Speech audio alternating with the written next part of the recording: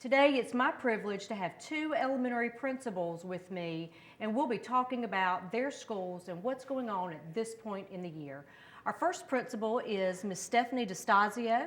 She is the principal of Rosewood Elementary School, one of our choice schools. Welcome. Thank you. Thank you for being with me today.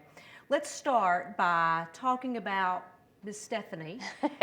You have been in Rock Hill all but 1 year of your career. So will you share with our audience kind of your background experience and what got you to Rosewood Elementary as principal? Sure. I graduated from Winthrop University, so I actually did my student teaching here at Northwestern High School. And my first year of teaching, I taught in Charlotte, Mecklenburg, and came right back to Rock Hill as soon as a job became available. I actually started in the middle school and taught. At that time, we had 3 middle schools, and I traveled to every middle school every day. When we expanded middle schools, I had the opportunity to split to 2 middle schools. So at this point in my career, I have taught at every middle school except Dutchman Creek. It opened after I left the middle school. Wow. When I left middle school, I actually went to Northwestern High School and taught French at Northwestern High School. When South Point opened, I moved to South Point, and I was the International Baccalaureate Coordinator there, and then became the assistant principal at Rosewood, and then the principal at Rosewood. So I've been a lot of places in the district. I've had a lot of opportunities to grow in my career with the district, for which I'm really thankful. I've had a lot of different types of opportunities that have allowed me to explore a lot of things throughout my career. And most educators really don't spend time in elementary, middle, and high, and you've had the experience of being in all 3 levels. I have. It's been really a great journey, and I feel like it gives me a lot of insight as to being in the elementary school now. I know where we want to get our kids to end up, and so I'm able to begin with the end in mind, so to speak, and I feel like that really gives me some good insights as to making decisions and working with kids, working with teachers, working with families. And personally, you have 2 children that are also in our school system. I do. My daughter is actually at Rosewood, so I have a 3rd grader at Rosewood in our French immersion program, and I have a 7th grader who is at Sullivan. That is great. So let's talk a little bit about Rosewood. We most recently had our choice fair, and you are a school of choice. Our next guest is a traditional school. You're a school of choice, and you actually are unique in that you have 2 choices. We do. At Rosewood, and they really have a lot to do with your experience, having been an IB coordinator. Rosewood is an IB elementary school, and you are also a French immersion school. So will you take just a little bit of time and talk to us about what does it mean to be an IB elementary school, and then talk to us about the French immersion? Sure. We are really excited to be the only IB elementary school in the Old English Consortium area. So if you think about York, Chester, Lancaster counties, we are the only IB primary years program school in that area. One of the things that I personally love about IB, whether it's from the very beginning, the primary years program, all the way through the continuum of the high school program, is it really is student-centered. And so you begin thinking about that whole child concept. It is very much based on inquiry learning. So what are the big ideas that we want to learn, and how are we going to get there? So when our teachers are using the Rock Hill curriculum map and the state standards for South Carolina, one of the things that they do is really involve the kids in what are the questions that you have about this, and how can we investigate it, and how do we move our learning forward. We're still going to end up in the same place. We still have the same standards, but how we get there sometimes is a little bit different. And even among the classes on a particular grade level, because what the students in that particular class want to know about and how they want to investigate that could look a little bit different. And so we give ourselves the flexibility to be able to explore things that way. So I really appreciate that about the IB, that it is so student-centered. It causes our teachers to plan a little bit differently. You've got to really be flexible in your planning, and definitely very collaborative. You have to know your content, but you really have to know your students as well to be able to guide them along that path. So that's one of the things I love. The immersion came out because in IB schools, you study a second language. All IB schools have that.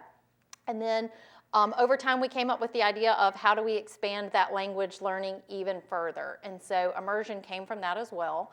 And it has been a fabulous addition to our school. It's been very popular. Our families and our students really like being in the program. I always say I really love the very first day of school in kindergarten in immersion because the parents are a little nervous. How is this going to go? They don't speak any of this language. I don't speak any of this language at home. How is that going to be working for my child? And within the first hour, the kids, they've not really done kindergarten before, so they think this is what kindergarten is, and it just flows naturally and beautifully. Our teachers are experts at using a lot of physical responses and teaching all of the basics that first day, and by the end of that first day, the kids just fall right into it and begin loving it from the beginning.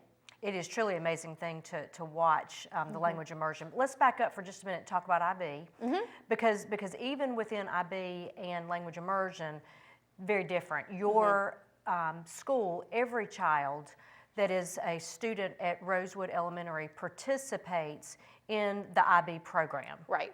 So regardless of whether or not they choose to come there for IB or they're zoned, every child is going through the IB program. Correct. It is a whole school program, and so all of our teachers in the building are teaching under the IB philosophy. So then when students leave Rosewood and they want to continue in IB, they have the opportunity to do that in Rock Hill. They do. In Rock Hill, we are very fortunate that we have a middle years program, and so our parents can choose to continue in the International Baccalaureate program and go on to Sullivan Middle School to the middle years program.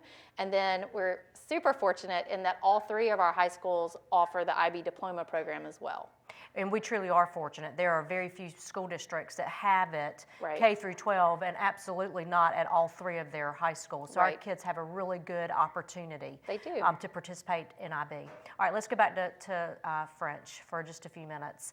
Our oldest students, the kids who began with French immersion and Spanish immersion at our two Spanish schools, are currently in the 4th grade. Correct. Next year they will be in the 5th grade. So if you go into a 4th grade classroom or a 3rd grade classroom, any of them, it is truly amazing to see how they are able to speak the language. We know kids learn it best when they're young.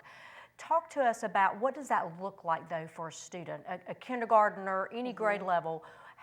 What do they do? What is different about that French immersion? Sure. So half their day is spent in French and half their day is spent in English. We start with the younger grades because mathematics is very concrete in the younger grades.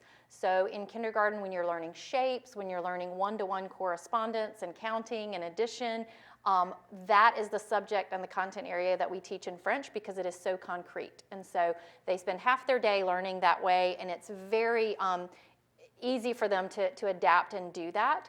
As they get older and their language proficiency grows, we begin to do more and more in French literacy, in learning about science and learning about social studies and incorporating those into that half of the day as well. But all the way through, half their day is French, half their day is English. The French teacher and the English teacher at each grade level work very, very closely together. They spiral back around. So if something is introduced in the French half of the day, that will come back up in the English half as well. So it's not that they are never going to hear that in English. Those things are going to be taught simultaneously and spiraled so that the kids are hearing that in both languages and getting that vocabulary in both languages as well. So it's content, it's concepts, and it's vocabulary in multiple languages. And if I understand correctly, the students never hear their French teacher speak in English. Is that correct? That's they have true. to totally speak in the language while they're with their French teacher. They do, and so it's sometimes a little interesting. We have them do that all throughout the building and everywhere. So even when they are walking down the hall with their classroom and other colleagues may be passing by, if you say hi to them, their response from those teachers and really those students is going to be bonjour.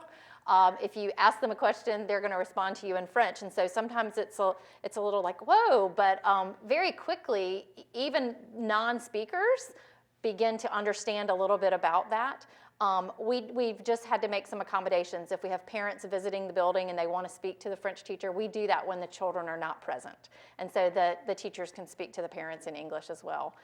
But in the presence of the children, it is always French with the French teachers. Very exciting. It's so impressive to go into the classrooms from K to 4th grade and see what our students and our teachers are doing.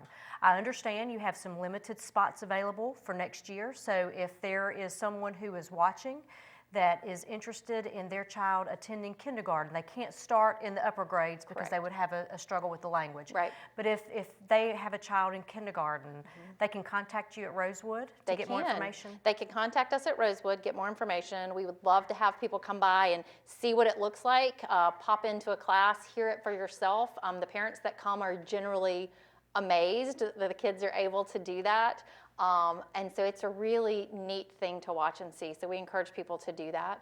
And we do have a few spots available. That is great. So tell us what else is going on at Rosewood. What are some fun things that are going on at your school right now? Sure.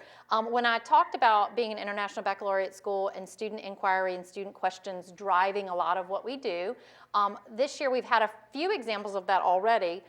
One of them in the fall, for example, when a number of protests were happening around the country, some of our older students had questions about how do we help our school community better connect with our law enforcement officers, and what can we do to open those lines of communication. One of our IB learner profile attributes is to be a good communicator, and students had some questions about that, and they explored that and came up with the idea of coming up with lunch with law enforcement. And so our students contacted law enforcement agencies all around our city and our county and invited law enforcement officers to come have lunch with them. And it was a really exciting turnout. We had about 40 officers come to the school and sit in small groups and just eat lunch with the kids and have a conversation. It allowed the kids to ask questions at that time that were really timely and open up those lines of communication and build community within our own community. And the law enforcement officers said they really enjoyed that opportunity to get to do that, to build trust and relationships, and so it was great for everybody. From that, we had been looking into the concept of creating a mentoring program at our school, and we had some things in place. We have some students from Winthrop that come for a reading program, and we have a dog reading therapy program, but we wanted something a little bit more specific and targeted. The law enforcement lunch was such a success that we came up with an idea of having what we call Mentor Mondays. And once a month, we have mentors coming in and just doing very similar to what law enforcement did, lunch with a small group, 1 or 2 students, to have some targeted conversations about what's going on in the students' lives, what are their hopes, what are their dreams, what are they struggling with, what do they need, and how can we better support them. So that's been a really exciting development, following what our students' needs and wants are. And so that's fabulous. We actually have the next one coming up April 3rd. So if we have any folks out there in the community who would like to step up and be a mentor, we can always use more. Our ultimate goal is to end up with a one-to-one mentoring program that each month every child would have their own individual mentor. We're at about 2 or 3 students to each mentor right now. So we could always use more.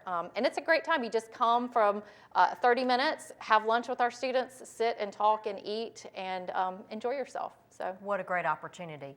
So very quickly before we go, tell us about the French poodle that comes to Rosewood. I think our viewers would love to hear about that. Sure. We have a reading dog therapy program at Rosewood, and we have 8 dogs and their handlers. They are certified therapy dogs that come into the school, and our students work on their reading to the dogs. They sit with the dog and read to the dog. One of the dogs works with our French immersion students because the dog is a French poodle and she knows some French commands, and the students read their books in French to the French poodle. And so they're practicing their French literacy in addition to some other students who are practicing their literacy in English. So it's a really unique and fun program that we are certainly happy to have at Rosewood. And again, it's a great partnership with a community organization. Thank you for being with me today. Thank you so much for your leadership at Rosewood and all that you're doing. So thank you. Thank you. And when we come back, we'll be joined by Jacob Moree, principal of Mount Gallant Elementary School. And we are back with Mr. Jacob Moree, principal of Mount Gallant Elementary School. Thank you so much for joining me today. Happy to be here. Thank you. So tell us a little bit about your background. What got you to Mount Gallant as a principal?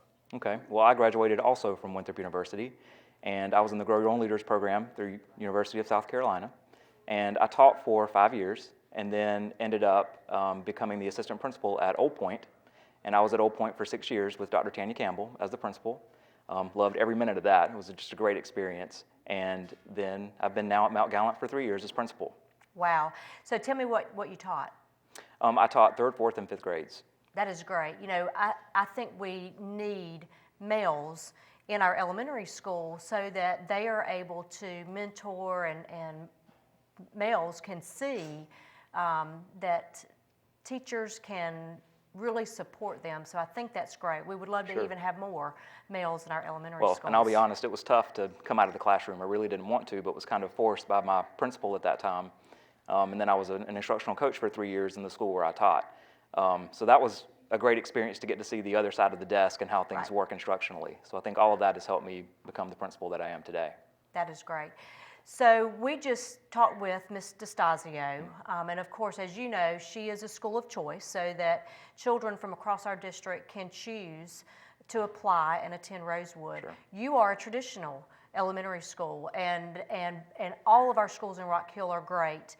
Share with me and with our audience, what do you think is positive about Mount Gallant? There's lots of things, but what would you say to a parent about your traditional school? Well, the first thing I would say is we are a traditional school in that we are not a school of choice, but there is nothing traditional about our programs.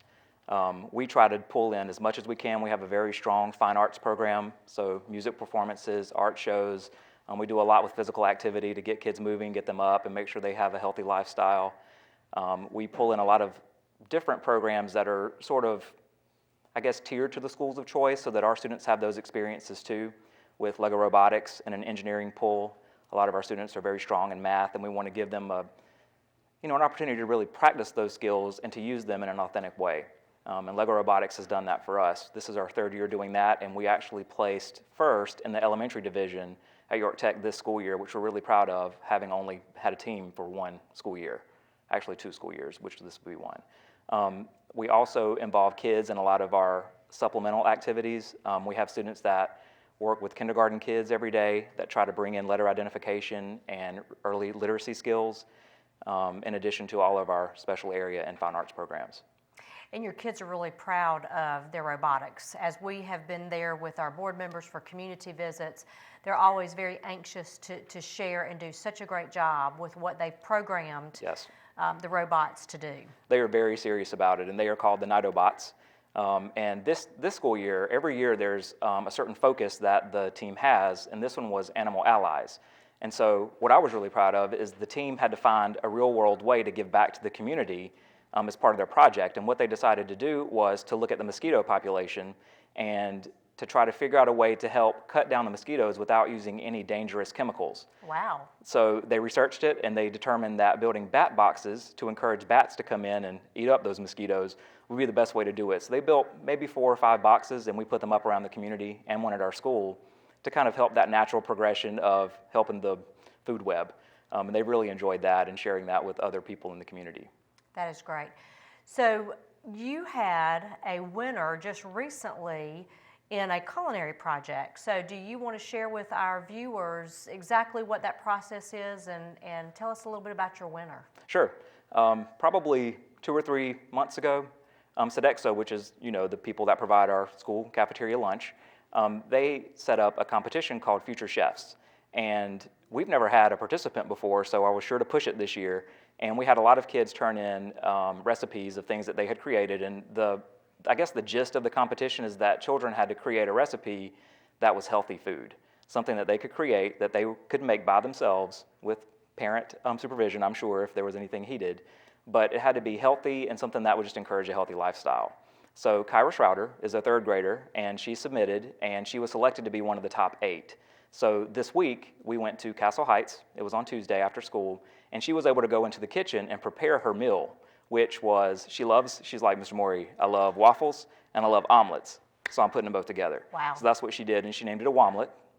And A womlet. A womlet. That is great. And so she had the waffle and the eggs and some turkey bacon and some other spices, which she assured me was a secret, and she would not tell me what the certain spice was in there because it was very Smart girl. delicious. She's very Yeah. smart. She's very smart. And she took it home. She won. So she was able to practice showcasing her own dish as judges came around, which was a good experience for her being a third grader. And it did not rattle her nerves one bit. She did a great job, and we're very proud of her. And she will now go on to the next leg of the competition, which I'm not sure if it's a statewide or a national piece, but there is a next part. So we're very excited and proud of her for that. So can you have syrup on the womlet? There is syrup on the womlet if you want, but Kyra recommends no syrup. Oh, it's good enough to eat without the syrup. That's right, but she was really proud of her orange garnish. She's really proud of that. That is great. Yes. So we've also had some other things district-wide that our elementary children have competed with. Sure. One of those was our Science Bowl, and the other was Battle of the Books. Can you just share for our audience, what do our kids do district-wide at the elementary level for the Science Bowl? Okay. And then share with us a little bit about Battle of the Books, if you will. All right, I'll start with Science Bowl. Science Bowl, the students, usually they're 4th or 5th grade, and they have to take an assessment to determine if they're ready to participate in the game. It's sort of a Jeopardy-like format. Our students actually have not competed yet this school year, but will compete for the first time on Monday. So we have a lead teacher. Her name is Ashley Gent. She's phenomenal. She's a 5th grade teacher, and she loves science. So she works with these kids daily to get them prepped and ready for the contest. And just like Jeopardy, there are different categories. The children pick their point values, and we face off against different elementary schools and slowly weed down until there's a Science Bowl winner. That's great. Battle of the Books is a great contest too. And in this one, we use our South Carolina Book Award books that are typically chosen before the end of each school year. And all the children read the books. They read every book, and there are 10 to 12 titles. And then there's a kind of a face-off question-answer for each book. So the question is always something about a detail in the book, and then the answer is always the title of the book.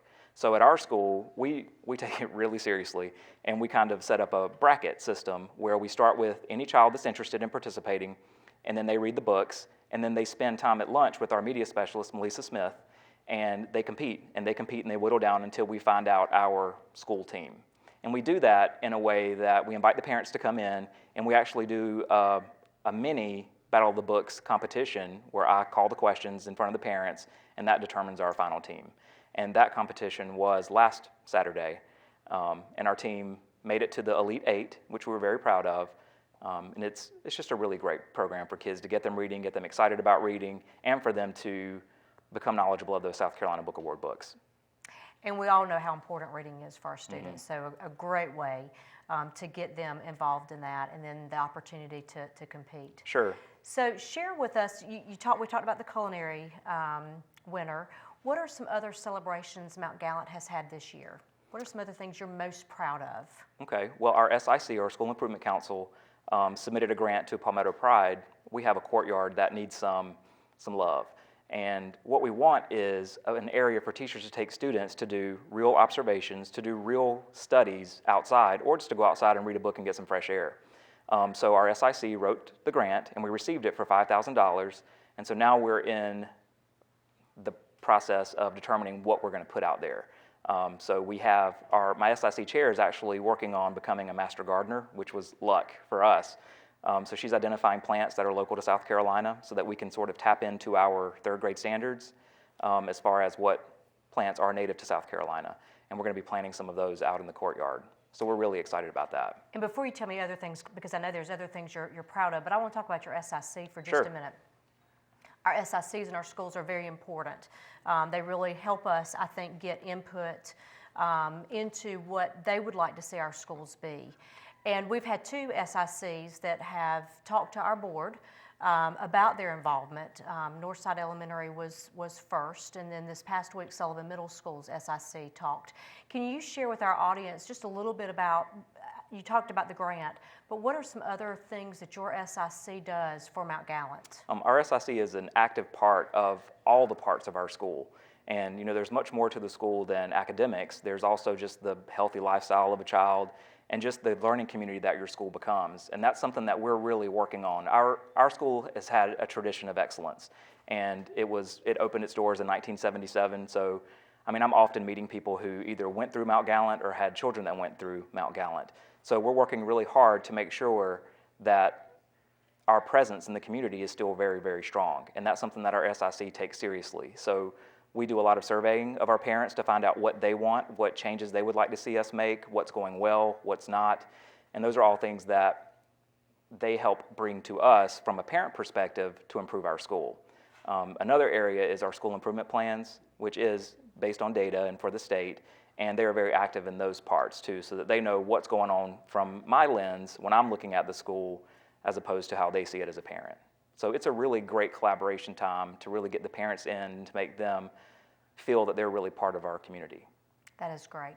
Okay, so I didn't mean to interrupt you. Tell me some other things that you're Sure. proud of from this year. One of the things that we've really been working on is trying to get kids to want to read and to have a purpose for reading. So one of the things that we created just after Christmas was the 100-book challenge. And the 100-book challenge is just that. And every classroom is able to fill up a number grid from 1 to 100 every time they read a book. So it really doesn't single out any child, it's just the class collectively as a whole, and it's encouraging just that push to continue reading as much as you can.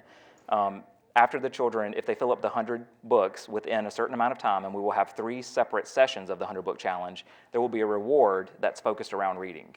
So the reward isn't something tangible that you can get or that you can eat, it's something involved with reading. And we just finished our first one, and our school has now read 3,025 books Ooh, wow, in just the first 3 weeks. That is great. Which is fantastic. Yes. And we celebrated that with the Hornets. The Hornets bus came out and did a wonderful presentation for the kids that was all about reading. And kids who read the most books during that time were selected to go on the Hornets bus and to choose a book for their classroom. So I think those kinds of things are important where you're intrinsically trying to get kids motivated to do something that's not just to get a prize. So in this case, the competition's about reading and the prize is reading. So it's been really effective, and we've really enjoyed it. Very good. So what do we have to look forward to over the next few weeks? What's going on at Mount Gallant? Well, let me tell you what happened this Saturday. So after the Battle of the Books competition, I had to get back to the school because we had our Family Health Day. And it's our 3rd annual Family Health Day, and this is an event that's put on by our wonderful PTA. Our 2 co-presidents this year, Jennifer Newton and Christina O'Connor.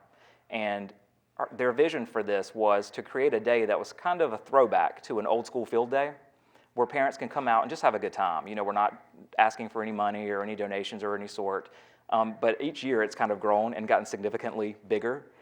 So this year we had over 30 vendors out, and every vendor that comes has to be screened and has to have some health focus so that when children come, they either do a physical activity that teaches them something about their body or how to better their nutrition or just exercise plans, even breathing exercises and yoga.